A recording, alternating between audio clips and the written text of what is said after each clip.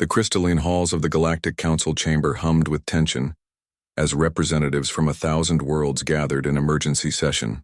At the center of the amphitheater stood Hayal, her dark eyes blazing with barely contained fury, her military uniform bearing the insignia of Earth's United Defense Force. "You dare come here?" hissed the Zrathian ambassador, his triple-jointed limbs trembling. "After what your species has done?" Hale's lips curved into something that wasn't quite a smile. "After what we've done? You started this war, Ambassador. We're simply finishing it." 6 months earlier, the Krillian Empire had made a fatal miscalculation. They had observed humanity for decades, watching from the shadows as Earth struggled through its growing pains. Wars, famine, environmental collapse, and eventual unity. The Krillian saw a young species, barely past their first fusion reactors, hardly worth notice. They were wrong. When the Krillian fleet descended upon the human colony of New Bangalore, they expected easy conquest. The settlement of 50,000 souls had been established on the forest moon of Kepler 442b just 3 years prior. It was humanity's pride, their first successful extrasolar colony, a testament to human determination and ingenuity. The Krillians reduced it to ash in 47 minutes. Kevin had been there, a xenobiologist studying the moon's unique ecosystem. He'd watched from a research station in orbit as the bombardment began. He'd screamed into the communications array, desperate warnings that went unheard as quantum jamming cut them off from Earth. He'd watched his wife, his daughter, and 49,997 others vaporize in nuclear fire. When Earth received the delayed telemetry data 3 days later, something fundamental shifted in humanity's collective consciousness. The naive hope that they could join the galactic community as peaceful traders and explorers died with New Bangalore. What awoke in its place terrified the galaxy. The Council was informed of the Krillian aggression. Hyle continued, her voice echoing through the chamber. "We petitioned for intervention, for justice. Do you remember what you told us?" The council members shifted uncomfortably. The Viridian speaker, an ancient being of pure energy, finally responded. "We told you that territorial disputes among emerging species were not the council's concern. That humanity needed to resolve its own conflicts." "Exactly," Hayal said. "So we did." Kivin had been the first to volunteer for Project Prometheus. When he'd returned to Earth, hollow-eyed and broken, the military had approached him. They needed someone who understood xenobiology, who could think like the enemy, someone motivated. He was very motivated.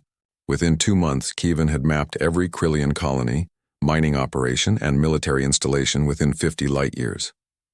He'd identified their supply chains, their communication protocols, their cultural weak points. But his most devastating discovery was biological. The Krillians, for all their technological might, had one critical vulnerability. Their entire species shared 99.7% genetic similarity. Millions of years of genetic engineering had created a race of near-perfect warriors, but it left them catastrophically vulnerable to targeted bioweapons. Kaivan designed the pathogen himself. He called it Bangalore's Tears. "You deployed a biological weapon," the Zrathian ambassador accused. "You violated every galactic convention on warfare." Hayal's expression hardened. "Conventions you invoked only after we demonstrated we could win. Where were these conventions when New Bangalore burned?" The pathogen had spread through the Krillian Empire like wildfire through dry grass.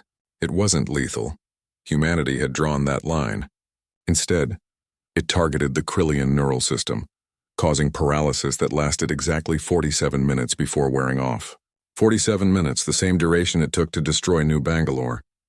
But humanity hadn't stopped there. While the Krillians were paralyzed, human strike teams led by survivors like Kivan and Hayal had infiltrated every major Krillian world. They didn't kill. They didn't destroy. Instead, they did something far more psychologically devastating. They left messages.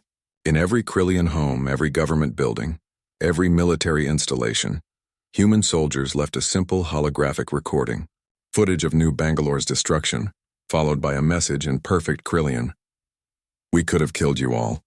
We chose mercy. Remember this debt." The Krillian Empire surrendered within a week. "You humiliated them," the Viridian speaker said quietly. "You demonstrated complete dominance over a species that had terrorized this sector for centuries. Do you understand what you've done?" Kivin stepped forward from the shadows where he'd been standing, his gaunt face bearing scars from his time in Krillian territory. We've shown the galaxy what happens when you underestimate humanity. We've shown that mercy can be a weapon more powerful than any bomb. But most importantly, Hyal added, we've shown that Earth will protect its own. The Council failed us. We won't make the mistake of relying on you again. The chamber erupted in chaos. Some species demanded humanity be sanctioned, contained, even quarantined. Others saw opportunity. If humans could humble the Krillians, what else could they do? The Viridian speaker raised a tendril for silence. Earth has demonstrated capacity for both terrible vengeance and unexpected restraint. The Council must now decide, do we treat humanity as a threat to be contained or a power to be respected? Hale met the ancient being's energy form gaze without flinching. You have a third option. Leave us alone. Earth asks nothing of this Council except to be forgotten. We'll defend our own, trade with those who wish it, and ask no permission for our expansion. And if we refuse? The Zrathian asked. Kivin smiled then, and it was the saddest, most dangerous expression in the galaxy. Then you'll learn what we held back. The Council voted to grant humanity full autonomous status that day, the first species to achieve such recognition in less than a century of spaceflight.